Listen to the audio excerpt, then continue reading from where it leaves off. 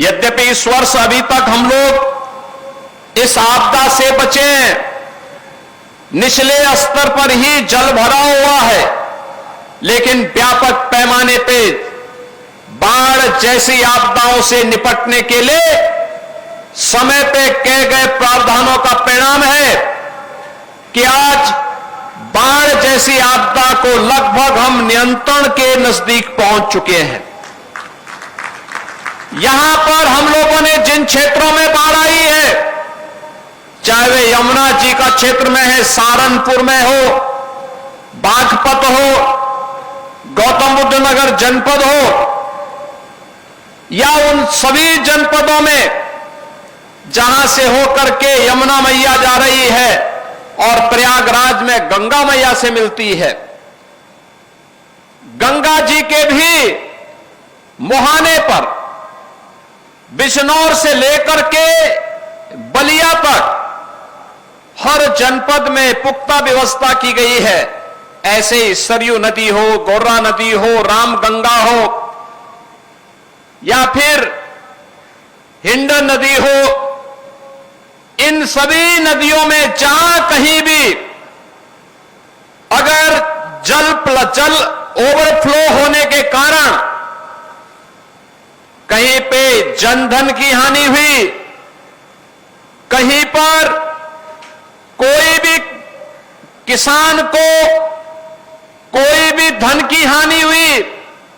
या निचले तबके पर बैठे हुए वहां पर बसे हुए नागरिकों के लिए कोई समस्या हुई, सरकार ने तत्काल उन तक राहत सामग्री पहुंचाने का काम किया है। राहत सामग्री के रूप में जनहानि पर तत्काल 4 लाख रुपए उस परिवार को सरकार उपलब्ध करवाती है। बरसात के समय अगर कोई जंगली जानवर, हिंसक जानवर, कोई सांप, कोई बिच्छू किसी व्यक्ति को काटता है, उसकी दुर्भाग्यपूर्ण मौत होती है, तो पीड़ित परिवार को सरकार 4 लाख रुपए का मुआवजा तत्काल उपलब्ध करवाने का कार्य करती है। आपदा के कारण अगर किसी गरीब का मकान गिर गया तो उसे नया आवास बनाने के लिए सरकार धन उपलब्ध करवाती है। अगर जमीन और मकान विलीन हो गया है, नदी में विलीन हो गया है, नदी की कटान की चपेट में आ गया है, तो उस परिवार को सरकार के द्वारा जमीन का पट्टा मकान बनाने के लिए भी और मकान बनाने के लिए धनराशि भी उपलब्ध करवाई जाती है। हर पीड़ित को जहां भी कोई गांव मेरुंड हुआ, जल से प्लावित हुआ, उस गांव में राहत सामग्री उन गांव के लोगों को अगर सुरक्षित शिविर में पहुंचाना है तो प्रातः उनको ब्रेकफास्ट देना, दोपहर में भोजन की व्यवस्था करना, सायंकालीन भोजन की व्यवस्था करना, बच्चे हैं उनके लिए दूध की व्यवस्था करना, पशु हैं उनके लिए चारे की व्यवस्था करना, ये सब कुछ तो हो ही रहा है। राहत सामग्री के रूप में भी लाई, चना, भुना चना, चीनी, बिस्किट, माचिस, मोमबत्ती, नहाने का साबुन, बाल्टी, तिरपाल, आटा, चावल, अरहर, आलू, हल्दी, मिर्च, मसाला, रिफाइंड तेल, नमक, सैनिटरी पैड, साबुन, कपड़ा धोने का तौलिया, सूती कपड़ा, डिस्पोजल बैग,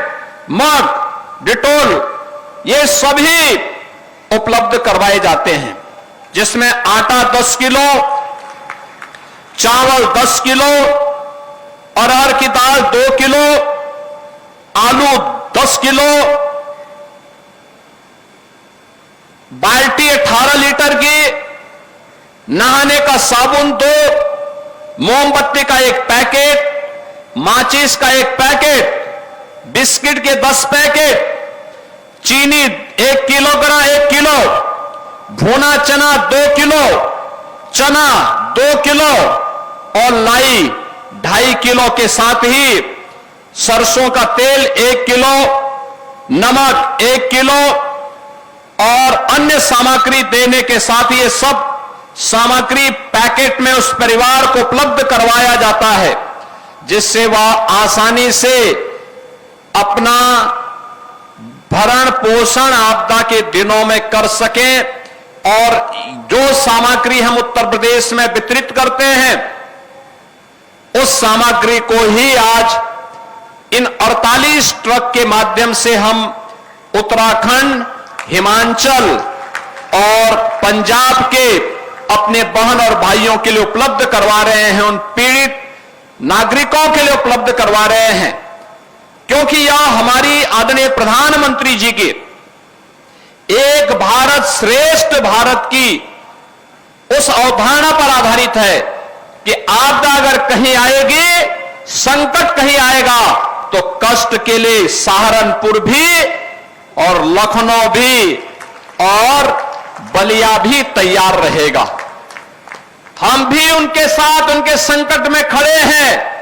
और उत्तराखंड और हिमाचल में चूंकि भारी पैमाने पे आपदा के कारण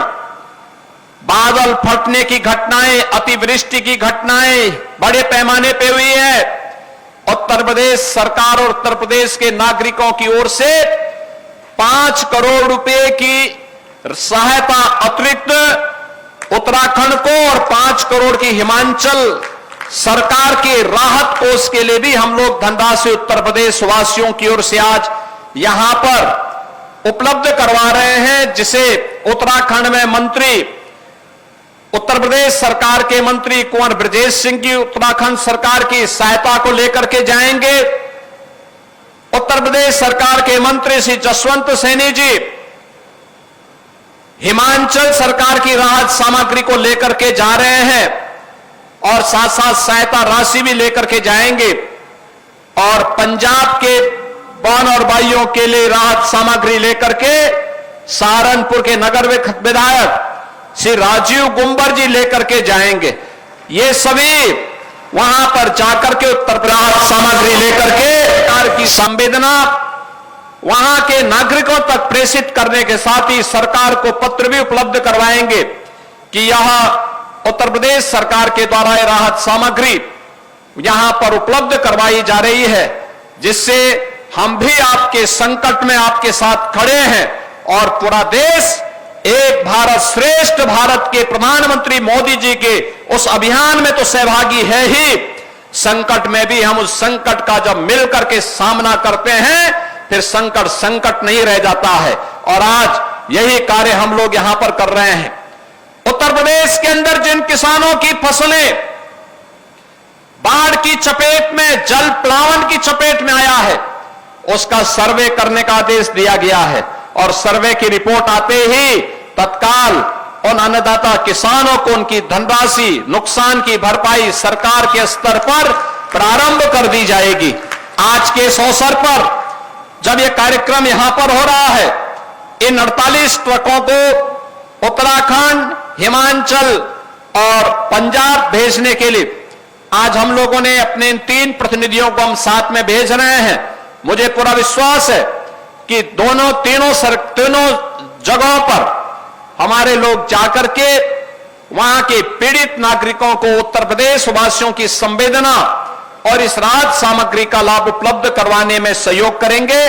इस सब के बावजूद अन्य सहयोग की आवश्यकता पड़ेगी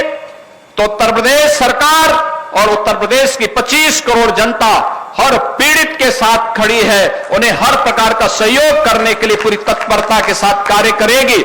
आज के इस अवसर पर मैं यहां के प्रशासन को भी धन्यवाद दूंगा। मात्र 12 घंटे की सूचना पर उन्होंने सारी व्यवस्था एक साथ एक समय सीमा पर एकत्र करके आज इसे हम यहां से उत्तर प्रदेश वासियों की ओर से भी यह हम लोग भेज पा रहे हैं। मैं एक बार फिर से उत्तराखंड, हिमाचल और पंजाब के सभी पीड़ित बहनों और भाइयों के प्रति उत्तर प्रदेश वासियों की ओर से संवेदना व्यक्त करते हुए उन्हें हर प्रकार से सहयोग का संबल देते हुए जिस भी प्रकार का सहयोग होगा उत्तर प्रदेश सरकार, उत्तर प्रदेश की जनता उनके साथ संकट के समय खड़ी रहेगी। इस विश्वास के साथ मैं यहां पर दोनों अपने मंत्रियों को चेक की एक डमी भी उपलब्ध करवाऊंगा, क्योंकि जब चेक जैसे मैं इनके हाथों में दूंगा दोनों सरकारों के खाते में पैसा राहत को उसका पैसा उनके खाते में 5-5 करोड़ भी पहुंच चुका होगा। तो मैं ये दोनों डमी चेक यहां पर उपलब्ध करा रहा हूं आज के इस अवसर पर एक बार फिर से आप सबके प्रति भी कि आपदा के समय सतर्कता और सावधानी हम सब के लिए भी आवश्यक है, क्योंकि जल ज्यादा आता है और कभी कभी जल में हम सावधानी नहीं रखते, इसके कारण डायरिया हो जाता है। डायरिया के कारण तमाम पेट जनित बीमारियां होती हैं, वायरल फीवर हो जाते हैं। तो एक पानी अगर आप गर्म करके उबाल करके रख करके उसी का सेवन करेंगे तो वह लाभदायक होगा, पेट जनित बीमारियों से आपको बचाएगा और जल की शुद्धि इस समय तमाम प्रकार की बीमारियों से बचाता है, डायरिया से भी बचाता है। और जल एकत्र न होने दें, इसके लिए प्रयास होना चाहिए कि कहीं भी घर की छत में, घर के आसपास कहीं भी कोई पानी इकट्ठा हो रहा है, बरसाती पानी है या कहीं से पानी इकट्ठा हो गया है, उसमें डेंगू के लार्वा, मलेरिया के लार्वा पैदा हो सकते हैं। साफ सफाई, छिड़काव की व्यवस्था का ध्यान रखने की आवश्यकता है। दूसरी तरफ जगह जगह पानी भरने के कारण सांप और अन्य कीटाणु भी निकलते हैं, इनके कारण भी जनधन की आशंका रहती है। अगर किसी व्यक्ति को दुर्भाग्य से कोई जहरीले कीड़े सांप के द्वारा काटा जाता है तो झाड़ फूंक के चक्कर में न रह करके तत्काल डॉक्टर के पास ले जाइए। हर सीएससी में, डिस्ट्रिक्ट हॉस्पिटल में यह व्यवस्था दी गई है, सांप और किसी भी जहरीले जीव के काटने के कारण वहां पर उसके वैक्सीन उपलब्ध करवाए गए हैं। आप तत्काल उनको यह व्यवस्था उपलब्ध करवाने में अपना योगदान दे सकते हैं। कोई कुत्ता वह पालतू ही क्यों ना हो, स्ट्रीट डॉग हो या कोई जंगली जानवर काट दे रहा है, तत्काल जाकर के उसका वैक्सीन ले लें। एंटी रेबीज के भी वैक्सीन है, उसको भी वहां ले लेने की आवश्यकता है। और बचाव जितना हो सकता है उसका बचाव भी हम सबको सावधानी पूर्वक करना होगा, क्योंकि जब आप बचाव करेंगे और ये सीजन प्रकृति को फलने फूलने का सीजन होता है, लेकिन सतर्कता भी उतनी आवश्यक होती है। तो ये सतर्कता आपकी आगे आने वाले समय में पर्व और त्योहारों के उत्साह और उमंग में बदलेगी, क्योंकि आज से पितृपक्ष भी प्रारंभ हो गया है। पितृपक्ष प्रारंभ होने पर सभी पितरों को तर्पण देने का कार्यक्रम भी होता है, हम लोग इस कार्यक्रम को करेंगे। इसके उपरांत शारदीय नवरात्रि के कार्यक्रम आ जाएंगे। शारदीय नवरात्रि जगत जननी मां भगवती की अनुष्ठान के कार्यक्रम, और 9 तिथियों में जगत जननी मां भगवती के, चाहे मां शाकंभरी के रूप में हो, चाहे मां बाला सुंदरी के रूप में हो, इन सभी के अनुष्ठान के कार्यक्रम को संपन्न करने के बाद फिर 2 अक्टूबर को विजयादशमी का कार्यक्रम और 21-22 में दीपावली के भव्य आयोजन के साथ भी आप सबको जोड़ने का अवसर प्राप्त होगा। आप सभी को इन सब पर्व और त्योहारों की अग्रिम बधाई और शुभकामना देते हुए अभी से आपको सतर्क और सावधानी के साथ इन पर्वों के प्रति उत्साह और उमंग के लिए अभी से सतर्कता और सावधानी बरतने का आग्रह करते हुए अपनी वाणी को विराम देता हूं। धन्यवाद। जय हिंद।